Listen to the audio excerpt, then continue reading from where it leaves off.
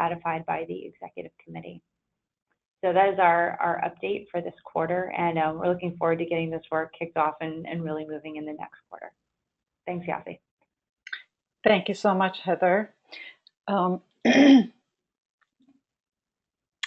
So next, I am pleased to announce and welcome Sarah Kokar as our new editor-in-chief. Sarah actually started in this voluntary role back in May. She is the creative editor at Cisco Systems. She's been driving the IT content strategy for several years, and now she's focused on more customer-facing content, and we're really pleased to have Sarah join us as the editor-in-chief. She's already contributed not just on the newsletter, but also writing some executive summaries and white papers out of the work that we have done as part of the Service Innovation Framework SIG. And so welcome, Sarah. And if you get a chance, she actually, if you check the newsletter monthly, she has in the newsletter how you can get in touch with her. And if you have any material that you want to be published in the newsletter, she can certainly take that into consideration. So thanks, Sarah. Now, Ralph mentioned that we have kicked off the ISSIP education program. This is building on some of the initiatives that has been happening in the Service Education and Research SIG over the last several years, and also the Service Innovation Framework SIG. So the intent of the ISSIP education program is really to come up with a framework and a process that we get our institutional members engaged with our academic and consultant members. There's a lot of knowledge and there's a lot of know-how that that exists in the ISSIP community of now close to 1,300 people, and this is one way to put a structure in place and processes in place where we could have a more fruitful engagement between the various stakeholders. So at a very high level, the ISSIP education program is basically ISSIP facilitates the know-how that exists between ISSIP academic members and consultants, and we call those ISSIP qualified affiliates, and there will be a qualification process that we are actually currently defining. And we'll couple them with our institutional members and the kind of research and training and education that they need. Currently,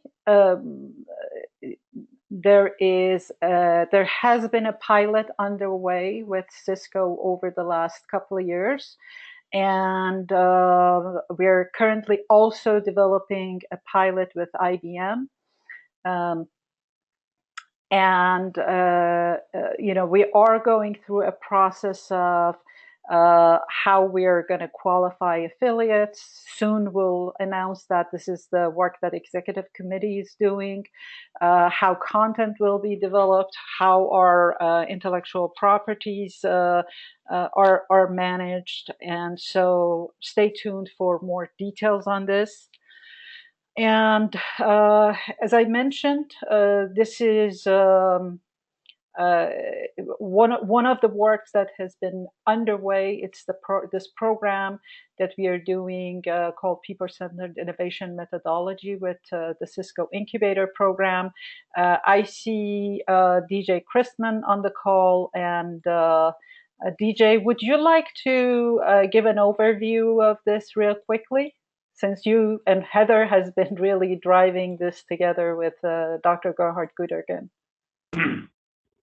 Yeah, sure thing. I can briefly go over this. So essentially what we're doing here is we're partnering with Cisco and as part of the Service Innovation Framework group and the education program that Yasi just mentioned to really take our service innovation blocks developed by Dr. Gerhard and team along with our PCI methodology and taking it to the industry.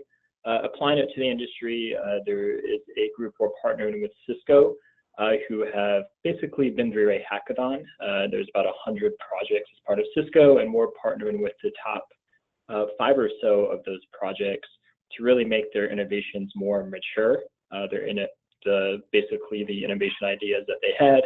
And this is a program which we're meeting with them on a weekly basis. The end goal being as we make their once again, their innovations more mature, they're going to actually take it to executives at Cisco and hopefully get funding. So it'll be an interesting experience as they're really using our service innovation blocks that we've created in real life as part of their innovation projects at Cisco. Okay. Thanks, DJ. And just to add to that, this has been, as I mentioned, this has been going on for since 2016. So we did one round of this last year, and we have just kicked off the second round this year. And the link that's provided on the related publication actually, it's a link to cisco.com, which covers what we did last year. So you can see how our customer actually views this. And the other thing that we are doing this year that we hadn't done last year was we plan to provide a certificate of completion in the workshop. We're working with the Education and Research SIG to do that. So really building this capability. And please feel free if you're interested in this and would like to learn more and would like to participate, send me a note and we'll be happy to discuss this further. Oops, sorry.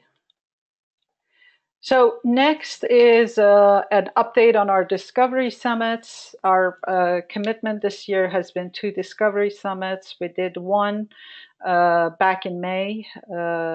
It was called Cognitive Computing and Predictive Analytics for Enhanced Customer Experience. We did that in collaboration with Consortium for Service Innovation. Greg Oxton, who's the executive director of that organization, basically facilitated that 2-day program. And it was sponsored by San Jose State University. And we thank both Greg and Professor Stephen Kwan for their support there. And we had a number of speakers, and we had a volunteer who is pulling the white paper together. So the white paper is being developed, and we'll socialize that when that becomes available. We also have another Discovery Summit that's being planned. The topic is Future of Work, and you'll hear about that soon. The target date to have the summit is the 4th quarter of this year.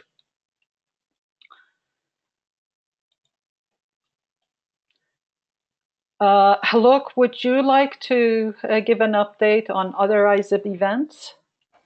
Yes, thank you, Yasi. Okay, good afternoon. And basically, as Ralph earlier mentioned, we have been collaborating with a number of organizations for various events. On the left side of the slide, we already spent some time with the 8th International Conference on Applied Human Factors.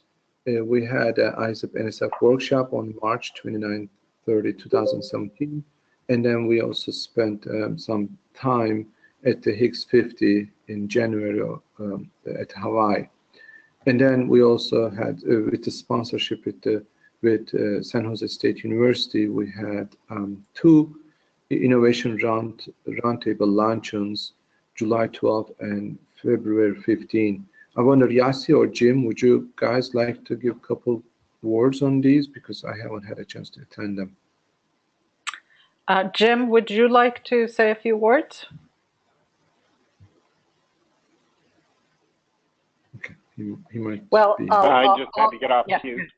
Okay, sorry. Sorry, I'm in a little bit of a noisy environment, but last week we were at the AHFE Human Side of Service Engineering. We had great sessions. Lou Freund from San Jose State University and Wojtek Celery from Poland were the co-chairs who organized it, and we had some terrific T-shaped sessions on future of skills and a lot of presentations that came from the health area on human factors and service systems. So it was a very successful event down there in LA last week.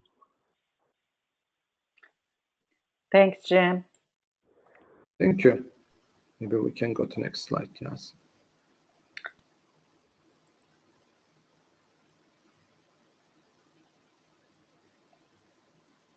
Okay. So these are a list of events planned for rest of the 2017 and early 2018. So there will be a visit by JST to IBM Almaden on August.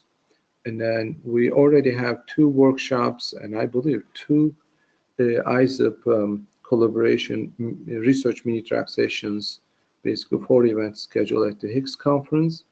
And then next year, the Human Factors Conference on Applied Human Factors will be held in Orlando, Florida. And then there will be a couple Discovery Summits, as Yassi mentioned earlier. Okay. Thank you, Haluk. Okay. And oh, sorry, were you done? Please go ahead. Yeah. Okay, sorry about that. Yeah, and if anyone is interested in, if you're going to be at Higgs and would like to participate and learn more about these workshops, we'll send call for presentations. But let us know if you plan to be there and would like to participate in any of these. Let us know.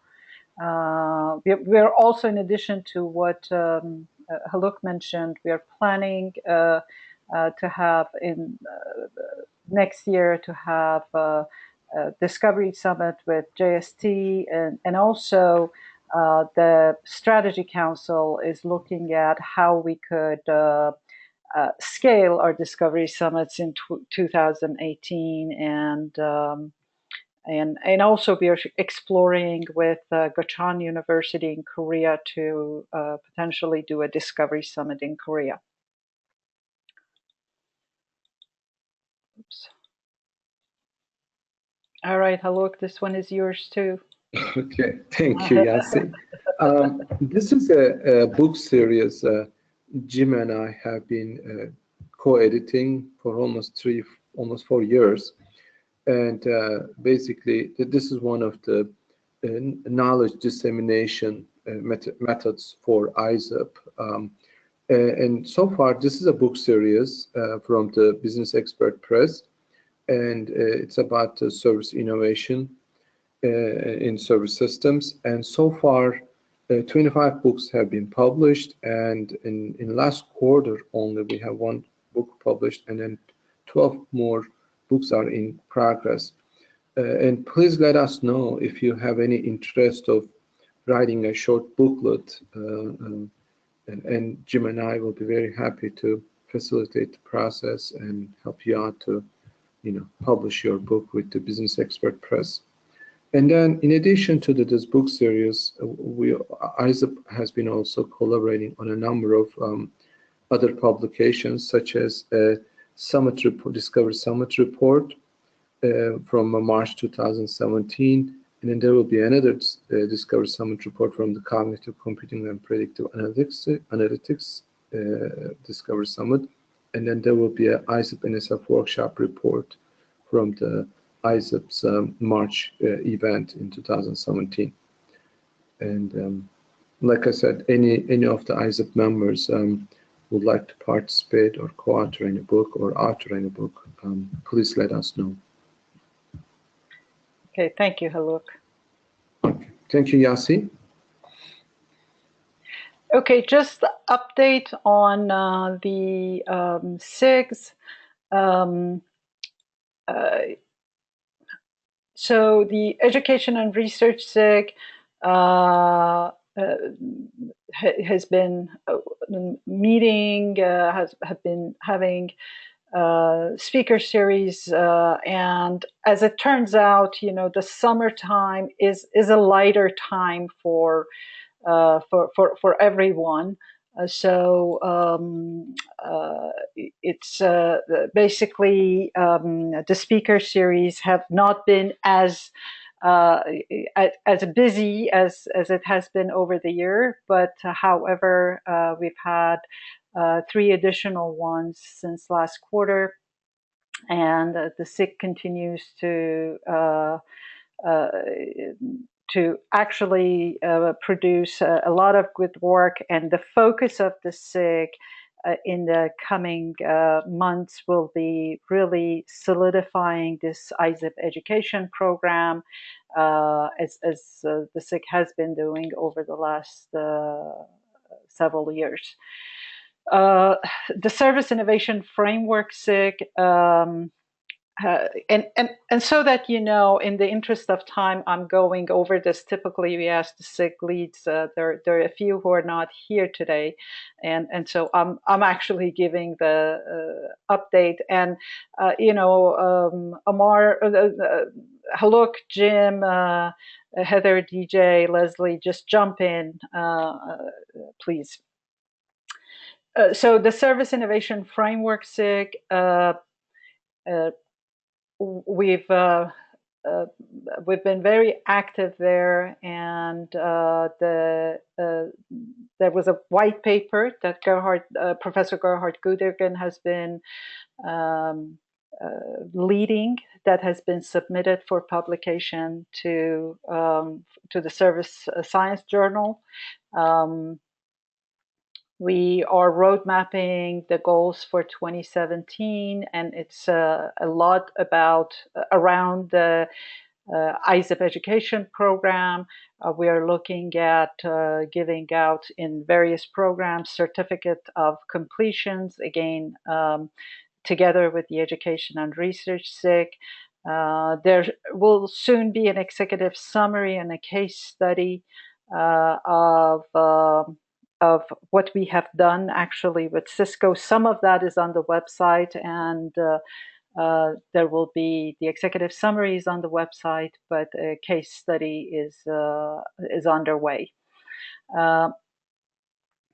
And the Service Design SIG has been going through some transitions. The SIG has been trying to recruit Kaiser Permanente for a design workshop that has been developed around the tools that a set of tools for service maturity that they have developed, and a white paper.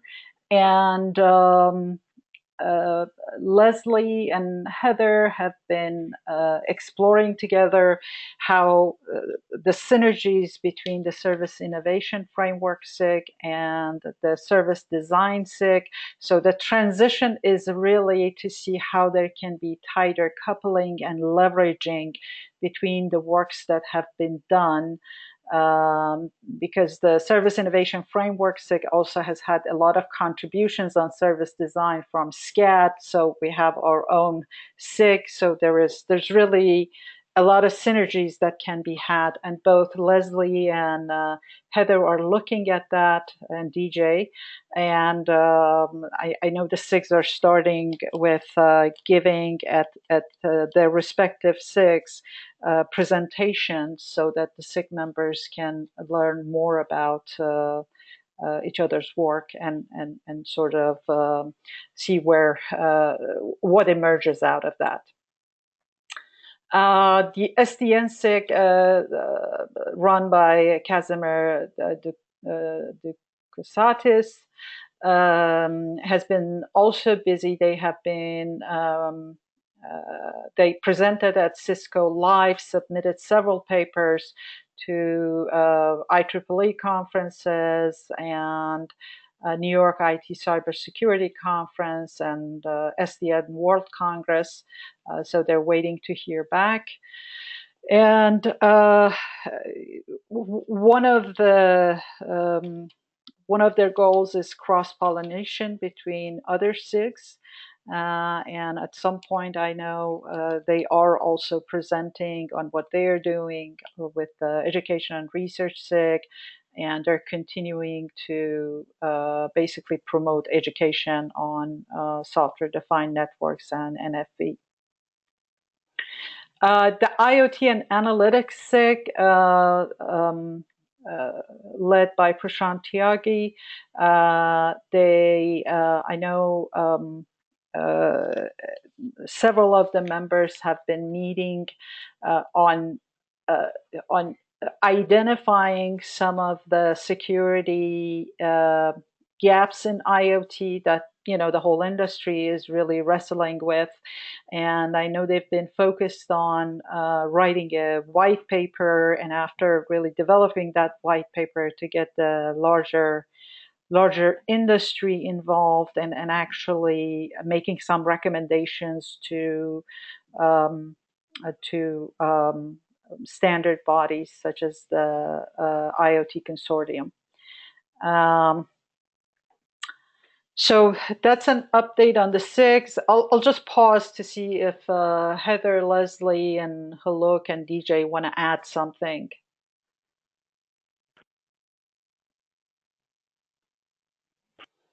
Nope, sounds great. Yes, thank you. So, yep, sounds great. Thanks. Okay. All right, thank you. The same with chapters. The Germany chapter has been a bit quiet, and they're gonna. I know the SIG chair is working on his PhD thesis, so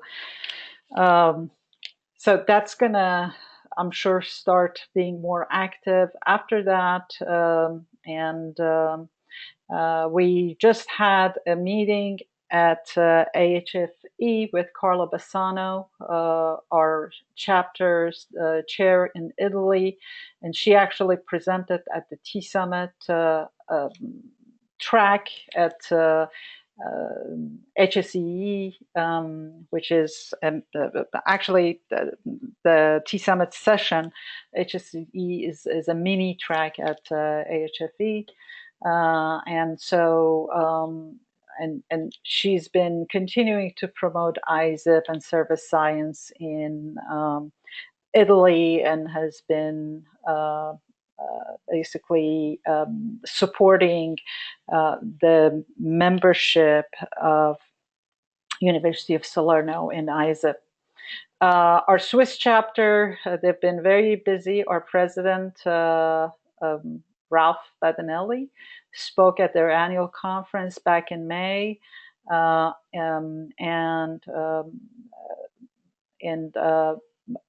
I have had meetings with their members in here. We've been exploring doing discovery summits going forward. And also Christoph Heitz participated in our NSF conference, and we are looking forward to more collaboration. And then last but not least, our cognitive community cognitive community of interest has been continuing adding to the presentations. The speakers on that community of interest are just world class, and you can actually go to this link. There's a hyperlink here. You can go and look at all the past 2 and 3 years of presentations on cognitive computing there from various top researchers in the world, and but both from industry, especially IBM, and then academia. I have mentioned a few people, and these are just a list of other people who have been active and contributing to ISSIP. I'm not going to go over every single one, and I'm probably missing some names, so apologies ahead of time. But thanks to all of you, everyone on this call certainly has contributed a lot, and without our volunteers, ISSIP and its initiatives would not be possible. So on behalf of the ISSIP leadership team, we are very grateful to every single volunteers.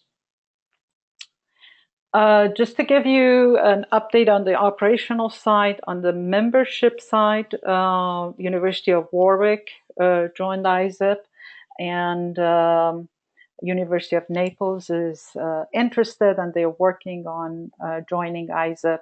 We have grown our pipeline, and we're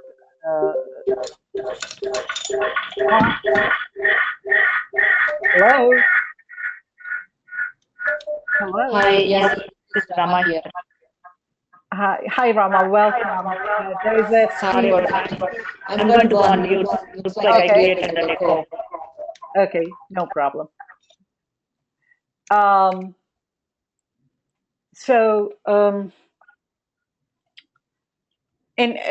We, as Ralph mentioned, we've had a number of projects that we're engaging these companies and co-creating value together. That's the status of institutional members. On the individual member side, sorry about that. We've had, since last time, the growth hasn't been that impressive, but that is typically the case over the last 4 summers. That is typically the case where the growth is a bit slower, and also as ISSIP gets larger, the growth naturally, percentage growth, is going to get smaller. So we've had an average addition per month of about 5, and our goal is about 7 or 8. But the breakdown, as you can see from last quarter, hasn't changed much. The good news is that in general, in 2017, we have more students joining ISSIP.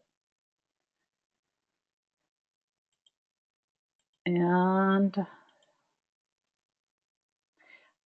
financial update. Again, I'm not going to read line by line. I'll just leave it here to see if there are any questions. But one thing that you see here that wasn't in previous financial updates is that you see the NSF income and expenses that wasn't on our previous financial updates.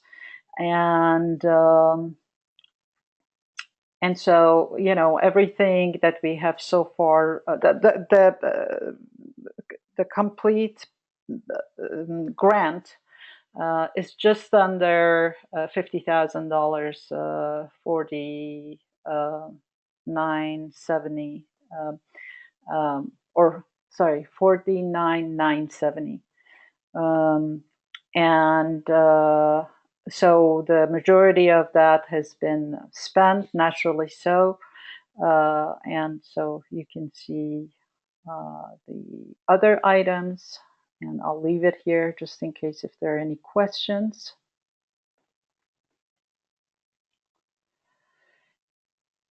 And with that, if there are no questions, I'll actually open it up to everyone to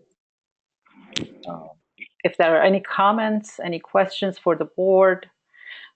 This is the time, and we have 20 minutes for that, which is usually that's our goal. So I think we did good on time.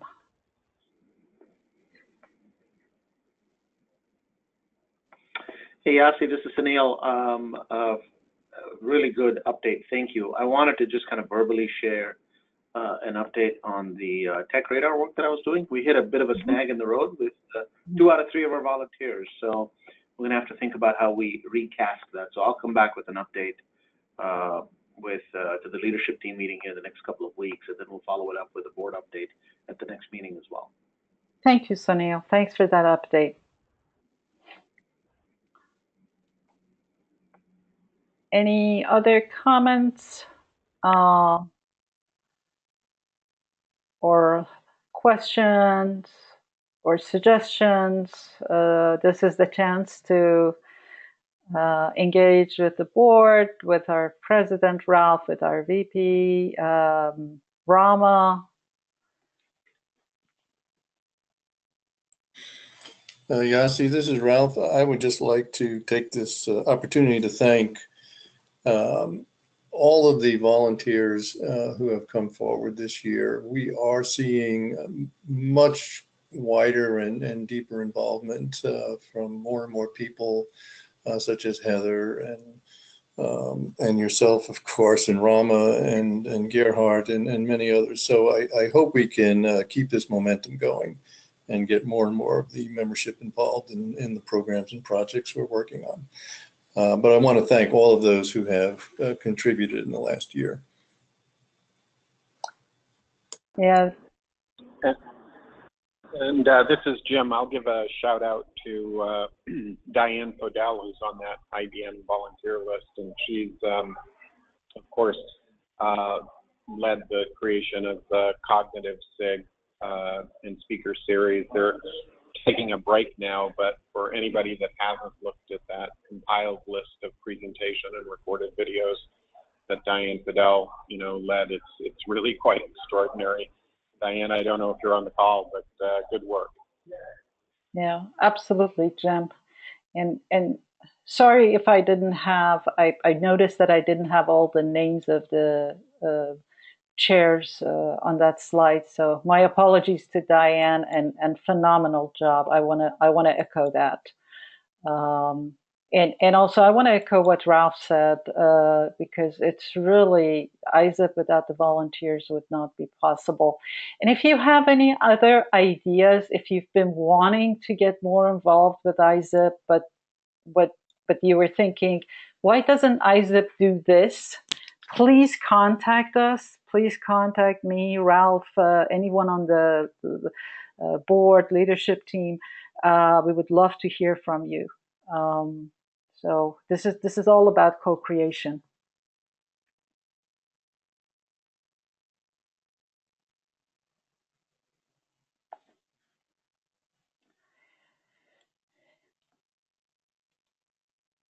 Any other thoughts? Yes, this is Conrad. I do plan on sending an invitation to you and other members of ISSIP. Penn State is going to be hosting a technology/healthcare symposium on September 13th, and we'll be showcasing our advancements in machine learning, robotics, and computer vision. And so this may be a good opportunity to meet our current industry members and also faculty that are conducting research in this space. Excellent, Conrad. Thank you for that. And we'll definitely socialize that. That would be great. Okay. And I see one question on the chat from Tarun. And Tarun, of course, I remember you. And Tarun is asking, are there any SIGs where mobile or telecom companies participate? And this might be something Amar could jump in, but I would say the IoT SIG is one. That's one thought, and the other one is Tarun, if it's always possible to start a community of interest around those topics. So, Omar, would you say that's the IoT SIG is one that mobile and telecom companies could participate? Yeah, absolutely. I think the focus of the SIG right now is on the security protocols between the sensors and the gateway or the fog layer, the mobile side, if you will. And there are plenty of work done, but there are no standardizations or no integrated solution in that fashion. So both mobile and telecom, I think this is a great opportunity if you'd like to get involved in the IoT SIG. Okay, great. Thanks, Omar. And Tarun, I can put you in touch with certainly Omar and others who are active there. Any other questions, thoughts? We have still 14 minutes left. So, like I said, any suggestions? Don't be shy.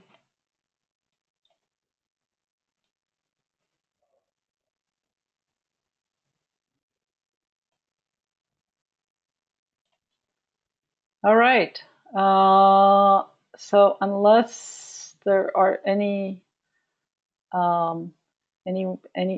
else who would like to say something, I will then. I think then we could adjourn. Ralph, do you think we can adjourn? Yes, I think so. And again, I want to thank everybody. And just to follow up on the last point, if anybody has an interest in creating a SIG based on your professional interest, please don't hesitate to contact us and we'll help you do it. Okay, thanks everyone. Thank you. Thanks. Take care. Okay, bye-bye. Bye.